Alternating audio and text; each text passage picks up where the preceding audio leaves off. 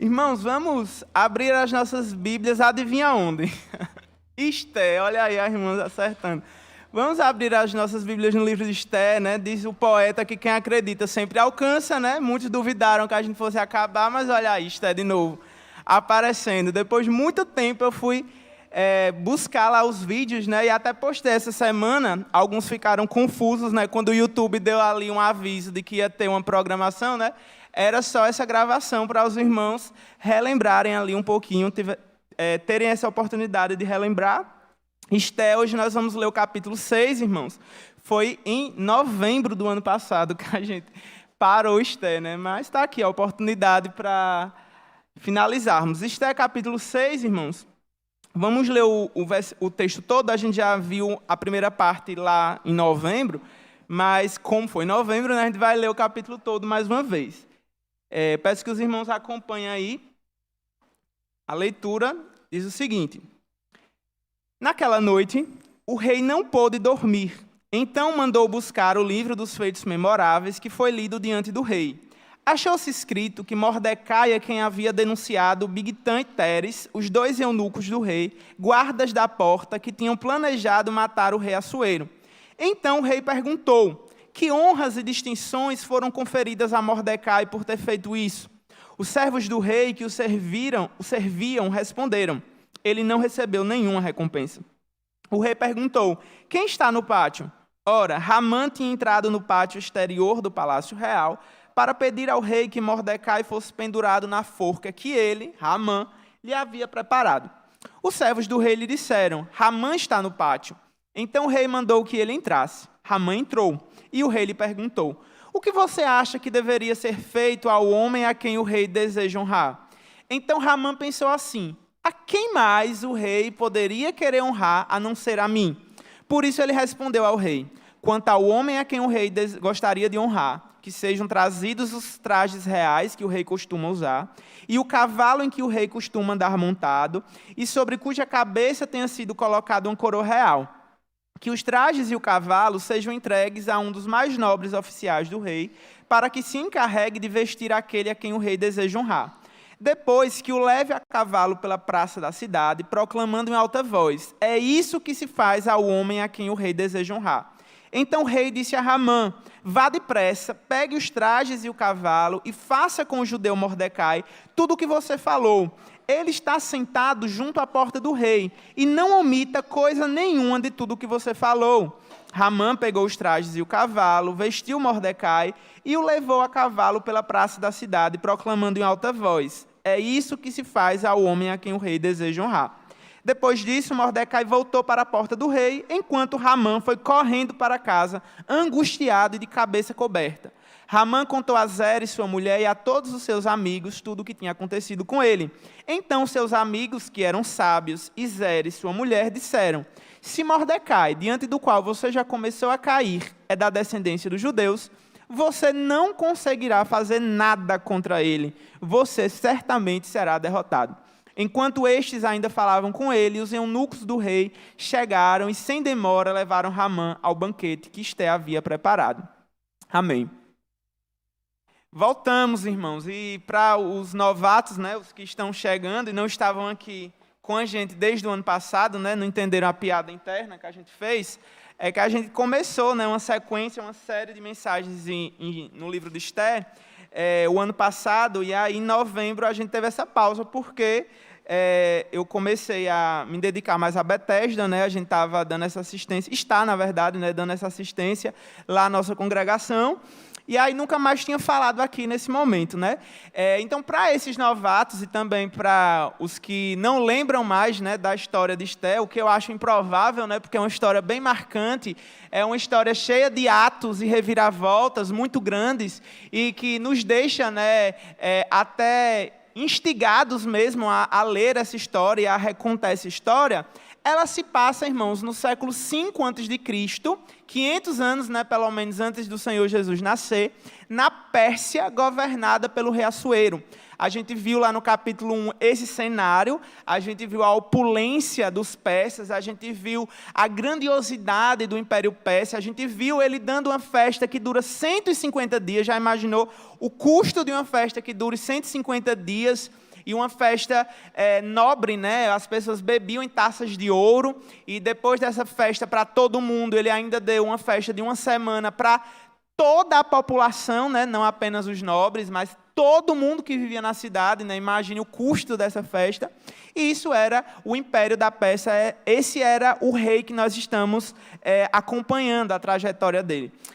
No primeiro capítulo ainda, a gente viu que o que faz Esther entrar na história é o fato da esposa dele, a rainha Vasti, se recusar a comparecer à presença dele, e isso faz com que ela seja expulsa e não seja destituída, né, do posto de rainha, e uma nova rainha seja necessária. O capítulo 2, a gente vê esse processo de busca dessa rainha e vê Esther sendo escolhida dentre várias candidatas para ser a rainha do rei. Essa é a primeira vez que a gente ouve falar de Esther, junto com o seu tio / primo, né? Na verdade, era um primo que se comportava como um tio, era alguém que cuidava dela ali e que orientava ela, né, em tudo que ela fazia. Ela recebe graça de Deus e perante Assuero é escolhida como a rainha. No capítulo 3, a gente conhece esse personagem que aparece aqui, né? E a gente precisa entender ele para ver o que está acontecendo no capítulo 6, que é Ramã. Esse homem que é agagita, é um homem que é inimigo do povo de Deus desde sempre. É um homem que a gente vê narrado lá no livro de Deuteronômio também, a gente vai acompanhar lá na terça-feira. E no livro de Samuel, né? É alguém que Saul se recusa a matar, mas que Samuel vai lá e atravessa o rei Agag com uma espada. É um povo da descendência amalequita. E que aqui está se levantando contra o povo de Deus, porque o povo de Deus, na pessoa de Mordecai, se recusou a se dobrar perante Ramã. Aí Ramã decide destruir não apenas Mordecai, ele acha isso pouco, né? Decide destruir todo o povo de Deus. Ramã manda avisar isso para Esther, que Esther está lá no palácio alienada, ela está lá sem saber do que está acontecendo na vida política do império, e descobre que o seu povo corre grande risco, e decide se arriscar pelo seu povo, né, aparecendo perante o seu rei, perante o seu esposo, mas se ela fizesse isso sem ser chamada, ela corria o risco de ser executada. Ela faz isso, acha graça diante de Assuero. Assuero não executa ela, pergunta para ela o que é que ela quer, e em vez de ela contar a situação logo de cara, ela disse: eu quero que você vá a um banquete que eu preparei para você e Ramã. Eles vão para o banquete, quando chega no banquete, o que é que acontece? Ela não conta de novo qual era o problema e convida para um segundo banquete, que é esse que vai acontecer ainda na próxima vez que a gente se falar. Mas entre esses dois banquetes acontece uma noite mal dormida, né, que é justamente o texto que a gente leu. Mordecai, que havia descoberto uma trama assassina para matar o rei Assuero, ainda no capítulo 2, ele é esquecido no rolê, esquecido no churrasco, ele fica lá no canto dele e ninguém lembra de que o pobre do Mordecai ele havia descoberto essa trama, né? Mordecai, ele é, de certa forma, injustiçado, ele é, de certa forma, desprezado, né? Porque imagine alguém que descobre uma trama para matar a sua vida e essa pessoa não recebe menos do que um muito obrigado, né? Pelo menos. Nem isso Mordecai recebeu. E aí, agora, nessa noite, sem dormir, o rei Assuero descobre essa falha terrível aí que ele deixou passar batido, né? Ele descobre essa injustiça que ele havia feito sem querer, né? Sem querer, com certeza, mas Deus, né, graciosamente, Deus de forma soberana, de forma providente, estava por trás desses acontecimentos para que exatamente o capítulo 6 acontecesse, né? Para que esse momento tão significativo, né, tão irônico, né, que a gente gosta tanto de ver Ramã sendo humilhado, né, a gente acha muito legal ver essa inversão. Até então, Ramã estava tocando o terror nos hebreus, de repente, é ele que é humilhado, tendo que prestar essas homenagens para Mordecai. É justamente esse ponto da história que a gente está, né, irmãos? A gente viu da última vez que Deus ele não se esquece, apesar de que nós, assim como Assuero, tenhamos alguns lapsos de memória, né, e às vezes nos esqueçamos de coisas que não deveríamos nos esquecer, Mas Deus, ele não tem memória curta, né? Ele não tem a memória da Dory lá, ele tem uma memória muito boa e ele se lembra de tudo aquilo que ele fala, de tudo aquilo que ele promete, e a gente pode contar com isso, graças a Deus. Hoje, irmãos, então, a gente vai ver aqui em continuação com a história, a lei da recompensa acontecendo, né? A gente vai ver que cada um é recompensado pelo bem ou pelo mal que houver feito. A gente ouve muito um ditado popular, né, que vai dizer que aqui se faz, aqui se paga, né? Esse ditado, ele não está completamente correto, porque muitas vezes a recompensa pelos crimes ou a recompensa pelo mal feito vai ser pago necessariamente nessa vida, né? Nesse lugar aqui. Ele vai ser pago, de fato. A gente vai responder perante Deus no dia do julgamento, todos nós, um dia diante do julgamento do Deus eterno e supremo. Mas, muitas vezes, por causa da vontade de Deus, essas coisas realmente acontecem ainda nessa terra, e é isso exatamente que Mordecai ele vai experimentar. Ele vai experimentar dessa correção da injustiça que havia sido feita ainda durante a sua vida, por causa simplesmente de uma noite mal dormida, né, irmãos? Olha o que uma noite mal dormida faz com a história. Ela muda todo o rumo e muda toda uma cadeia de acontecimentos que ia acontecer. Enquanto Ramã havia determinado, através ali de uma artimanha, né, para que todos os judeus morressem em novembro, quando era mais ou menos fevereiro, mais ou menos, ele joga sortes, né, para que o povo seja aniquilado em novembro, e estava tudo caminhando e se aproximando do dia onde os judeus seriam aniquilados. Ele perde a paciência de esperar para que Mordecai morra nesse dia, e ele decide, né, aconselhado pelos seus amigos, a fazer logo uma forca. Vamos acabar logo esse problema, não aguento mais esperar até novembro. O mesmo ar que Mordecai respira estava incomodando Ramã. Era esse o nível de incômodo que Ramã tinha, né? Ele não estava se conformando de respirar o mesmo ar que o judeu Mordecai. E aí ele disse, não, chega, basta. Vou falar com o rei, né? Eu sou brother do rei, sou amigo do rei. Vou falar lá com ele para ele adiantar as coisas e permitir que Mordecai seja enforcado logo. Acorda cedinho, né? Porque ele não quer esperar. Ramã é uma pessoa impaciente, a gente está vendo. Não sei nem se ele conseguiu dormir nessa noite, né? Não sei se foi quem dormiu pior, se foi Ramã ou Assuero. Porque ele estava muito ansioso mesmo para conversar com o rei.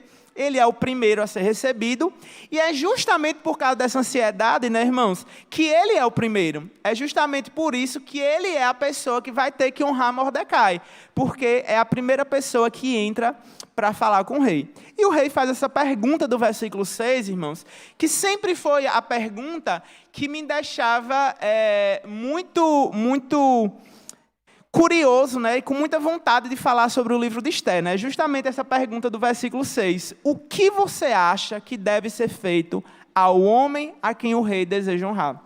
Porque essa pergunta, irmãos, é feita por um rei limitado. É feita por um rei poderoso, é verdade. Essa pergunta é feita por alguém que tem condições financeiras de dar uma festa de 150 dias. Então, uma pessoa que tem condições de dar uma festa de 150 dias, tem condições de honrar uma pessoa de uma forma, né, bastante legal, assim, né? Tem condições financeiras de presentear ele com um cruzeiro, né, pelo Mediterrâneo, né, quem sabe, uma viagem ao mundo, sei lá o que é que ele poderia fazer. Mas, irmãos, eu só fico imaginando essa pergunta, trocando esse R minúsculo aí do rei, e imaginando o R maiúsculo, né? O que é que será que o rei do universo pode fazer por nós, se ele assim o desejar? O que é que será que é impossível para Deus? O que é que será que é difícil demais para Deus? O que é que será que é grande demais que Deus não possa fazer, se Ele quiser fazer, irmãos? E eu fico assim maravilhado por imaginar a grandiosidade e as bordas, que não há bordas, né? Não há limites. Deus é como o livro de Isaías vai falar que as nações diante dele são como nada. São como nada, irmãos. Diante desse mundo que ele criou, do universo que ele criou, tudo isso, irmãos, apenas aponta para a sua glória exaltada e eterna. É esse rei do universo, irmãos, é esse rei que nós servimos. É esse Deus que nós lemos lá em Romanos, capítulo 8, Paulo falando, se ele não poupou o seu próprio filho, mas por todos nós o entregou, como não nos dará com ele graciosamente todas as coisas? Irmãos, a coisa mais extraordinária que o nosso rei poderia dar foi o seu próprio filho. E ele deu. Se ele deu o mais, se ele deu aquilo que era mais importante e aquilo que ele mais valorizava, como não nos dará com ele graciosamente todas as coisas? E Mordecai aqui, irmãos, cheio de orgulho, cheio de vaidade, o que é que ele pensa? A quem mais o rei poderia querer honrar senão a mim? Olha que legal a forma como Ramã pensa. E eu fiquei pensando, né, como na providência de Deus, Deus preparou, né, que a gente desse a pausa em Esté lá em novembro e falasse hoje, porque à noite a gente vai ver exatamente Romanos capítulo 12, verso 3, quando Paulo fala e exorta aos seus leitores de que ninguém pense de si mesmo mais do que convém. Olha que interessante, irmãos. Como Ramã é essa pessoa que pensa dele muito mais do que convém. Ramã olha para ele e diz bem assim, quem mais o rei poderia querer honrar, senão a mim? Eu sou maravilhoso, eu sou tal, eu sou aquela pessoa que... best friend forever ali de Assuero. Não tem ninguém que ele goste mais do que a mim. Não tem ninguém que ele olhe com um olhar mais benevolente do que a mim. E aí, claro, que o que é que ele faz? Ele narra aquilo que ele gostaria de receber. Ele gostaria de ser vestido com os trajes reais. Ele gostaria de ser montado no cavalo que o rei costuma montar. Um cavalo que tenha uma coroa, né? Olha o nível, né, da pompa que ele gostaria. Veja, Ramã, irmãos, ele não poderia desejar mais do que ele já tinha, porque o que é que ele tinha? Ele era o segundo do Império da Pérsia. Ele não poderia desejar o reino, né? Senão ele ia perder a cabeça ali fácil. Então, o que é que ele quer? Se ele não pode ter o reino, já que ele já é o segundo lugar depois de Assuero, ele quer o prestígio que ele não consegue ter. Lembram lá atrás, talvez, aí, como é um detalhe, os irmãos não vão lembrar, mas ele faz um decreto para que as pessoas se curvem diante dele. Ou seja, ele não é uma pessoa que naturalmente as pessoas gostam, né? Ele precisa forçar isso. Ele precisa de uma lei para que as pessoas se dobrem diante dele. Ele não é uma pessoa benquista, ele não é uma pessoa popular, ele não é um líder popular. Então, ele quer esse prestígio que as pessoas não dão para ele de forma forçada. Ele quer que as pessoas vejam que o rei honra ele. E se o próprio rei está honrando ele, então todas as pessoas deveriam honrá-lo. E aí Ramã ouve, o rei diz a Ramã no versículo 10, ele, depressa, Ramã, faça exatamente o que você falou agora, mas para com o judeu Mordecai. Irmãos, eu fico imaginando assim, o semblante de Ramã caindo assim imediatamente. Eu não sei se ele ficou branco não, eu acho que ele ficou incolor. Acho que dava para ver tudo dentro dele, o sangue sumindo, o coração dele batendo ali acelerado.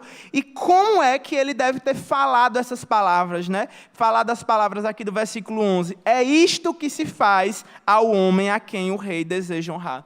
Como deve ter sido difícil para ele falar essas palavras. E aí Mordecai, depois disso tudo, Mordecai volta para a porta do rei, enquanto Ramã foi correndo para casa, angustiado, de cabeça coberta. Veja a diferença entre alguém que não procura essa honra, alguém que é simples, alguém que vive a vida dele e é honrado. Depois que ele é honrado, ele volta para o serviço dele normal, ele vai e volta para as atribuições dele, porque ele não se deixou contaminar por esse glamour, ele não se deixou contaminar por essa honra, a ponto de subir para o coração dele, né, irmãos? Enquanto Ramã sai correndo para casa. Uma prova daquilo que a Bíblia nos diz, né, irmãos? Os humilhados serão exaltados, de fato, né? E aquele que é soberbo, a sua soberba precede a queda. Aqui a gente vê a queda de Ramã, avisada, inclusive, pela sua mulher e os seus amigos, depois que ele conta tudo o que tinha acontecido, né? A sua mulher e os seus amigos dizem, olha, se Mordecai, diante do qual você já começou a cair, é da descendência dos judeus, você não conseguirá fazer nada contra ele. Irmãos, quando nós servimos ao Rei dos Reis, nós estamos simplesmente tendo o privilégio de servir a um rei que é guerreiro, que é aquele que guerreia as batalhas do seu povo e aquele que nos garante que a batalha, que a guerra, aliás, já está ganha. Citando mais uma vez Romanos capítulo 8, nós lemos ali que em Cristo nós somos vencedores, não é isso? Não, nós somos muito mais que vencedores. Nós somos hiper vencedores. Nós temos uma vitória certa. Irmãos, nós temos a garantia de que o Senhor Jesus garante a queda dos nossos inimigos. E quando eu estou falando dos inimigos, a nossa tendência natural é pensar pessoas de carne e osso, né? Como aqui a história ilustra Ramã e ilustra Mordecai, duas pessoas humanas, né? Ali rivalizando entre si. Mas o último inimigo a ser vencido, Paulo vai falar, ele diz que é a morte. A morte é o nosso maior inimigo. A morte que é consequência do pecado de Adão, é consequência daquilo que o primeiro Adão fez, ela vai ser levada cativa. Vai ser levada cativa e diante dela se perguntará, onde está a morte? A tua vitória. Irmãos, servir a esse rei, estar diante desse rei, ter o privilégio de ser membro dessa corte, é ter o privilégio de estar do lado vencedor, é ter o privilégio de saber que o Senhor fará justiça aos seus escolhidos, como a gente lê lá em Lucas, capítulo 19, versos 7 e 8. Deus fará justiça aos seus escolhidos, que a Ele clamam dia e noite, embora pareça demorado em defendê-los. Digo-vos que depressa lhes fará justiça. O nosso tempo não é igual ao tempo do Senhor, irmãos. Mas a gente tem uma garantia lá em Abacuque. Deus disse a Abacuque, escreva essa visão em tábuas, para que até quem passa correndo possa ler. E entenda uma coisa, Abacuque, entenda uma coisa, igreja. Essa visão, essas palavras vão se cumprir. Ainda que pareça demorado, aguarde, espere, persevere esperando nessas verdades. O salmista um dia, irmãos, quis vacilar. O salmista um dia olhou a prosperidade dos ímpios e quis desanimar. E não entendia por que parece que aqueles que faziam mal prosperavam. Porque era Ramã que era elogiado. Porque era Ramã que era exaltado. Enquanto Mordecai, que fez aquilo que era certo, desmascarou uma conspiração, foi esquecido no rolê. Ele ficava se perguntando sobre isso. O salmista, mas aí ele entra na casa do seu Deus, ele entra na casa de Deus e ele contempla o fim dos ímpios, e aí o coração dele se anima, e aí ele percebe que o Senhor fará justiça, e mesmo que não seja nessa vida, e mesmo que ele não veja, o Senhor garante que todos os ímpios, todos aqueles que se levantaram contra o povo de Deus, um dia serão vindicados. Que alegria, irmãos, que privilégio é fazer parte desse povo mais que vencedor. Que privilégio é saber que as circunstâncias da vida, por mais trágicas e feias que possam parecer, elas são apenas uma parte da história. Ela não é o final da história. O final da história é o povo de Deus triunfando. É o povo de Deus marchando atrás do seu general. É o povo de Deus indo morar com ele no céu um dia, e ceando com ele, e experimentando das bodas do Cordeiro. Amém? Que alegria, irmãos, que alegria. Na semana, não vou prometer na semana que vem, não. Da próxima vez que a gente nos vê, e agora eu não vou demorar mais, não. Eu prometo que eu vou me esforçar para a gente acabar agora, Esté, o mais rápido possível. A gente vai ver esse segundo banquete. Será que Esté vai pedir um terceiro banquete? Quem ainda não leu a história, será que ela vai pedir um terceiro? Não sei, né? Vamos ver o que é que vai acontecer lá no capítulo 7 da próxima vez. Vamos fechar os nossos olhos e orar mais uma vez. Senhor, muito obrigado pela Tua palavra, Senhor. Muito obrigado, Senhor, porque o Senhor, Deus, é um Deus supremo, Deus, como nós lemos, Senhor, no Salmo de abertura, no Salmo de número 95. Muito obrigado, Senhor, porque Tuas são todas as coisas, Senhor, a terra, o mundo e todos os que nele há, Pai. Tudo é Teu, Pai, tudo te pertence, Senhor, e Tu governas soberanamente sobre o mundo que criastes. Senhor, como é bom, Senhor, como é bom ser parte desse povo, como é bom, Senhor, ser parte daqueles que o Senhor não chama apenas de servos, mas o Senhor chama de filhos, porque um servo não sabe os planos do seu Senhor, mas os filhos sim, e o Senhor nos disse quais eram seus planos, nos disse que o Senhor voltaria para buscar a Tua igreja e consumar, Deus, e de uma vez por todas, Senhor, destruir a morte, tragar a morte para sempre, Senhor, e nos fazer caminhar vitoriosos, Senhor, em Cristo Jesus. Muito obrigado, Senhor, por esse privilégio de ser povo Teu. Muito obrigado, Senhor, pelo privilégio, Senhor, de ouvir essas palavras escritas há tanto tempo, Pai, e ser tão animados por elas, Senhor. Muito obrigado, Senhor, por nos lembrarmos, Senhor, daquilo que o Senhor fez, e que aquilo que o Senhor fez é infinitamente bom, infinitamente perfeito e está consumado. Nós não precisamos temer, Deus. Já podemos experimentar dessa vitória final nos nossos dias. Muito obrigado, Senhor. É o que nós oramos e Te agradecemos em nome de Jesus.